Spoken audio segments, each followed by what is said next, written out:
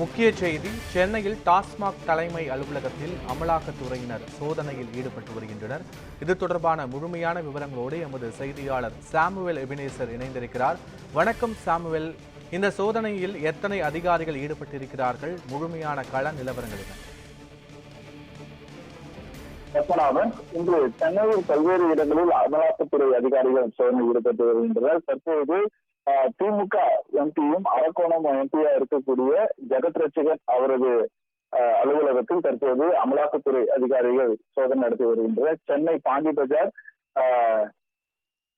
பிரிவில் இருக்கக்கூடிய accord டிஸ்டைலர் and பிரேவர்ஸ் private limited என்ற நிறுவனத்தின் அமலாக்கத்துறை அதிகாரிகள் காலை முதல் இந்த சோதனையில் ஈடுபட்டு வருகின்றனர். இந்த நிறுவனத்தின் உரிமையாளர் திமுக எம்பியா இருக்கக்கூடிய ஜெகத் ரட்சகன் அவர்கள் என்று தெரிய வருகிறது. தற்போது சுமார் ஒரு 2 வாகனத்தில் வந்த அமலாக்கத்துறை அதிகாரிகள் தற்போது அங்கு சோதனையானது நடைபெற்று வருகிறது. அதே போல தமிழ்நாடு டாஸ்மாக் தலைமை அலுவலகத்தில் அமலாக்கத்துறை அதிகாரிகள் இந்த சோதனையில் ஈடுபட்டு வருகின்றனர். எழும்பூர், அதாவது பாலமுத்து நடராஜன் மாளிகை அமைந்திருக்கக்கூடிய தமிழ்நாடு டாஸ்மாக் தலைமை அலுவலகத்திலும் இந்த மத்திய அதாவது அமலாக்கத்துறை அதிகாரிகள் இந்த சோதனையில் ஈடுபட்டு வருவது குறிப்பிடத்தக்கது.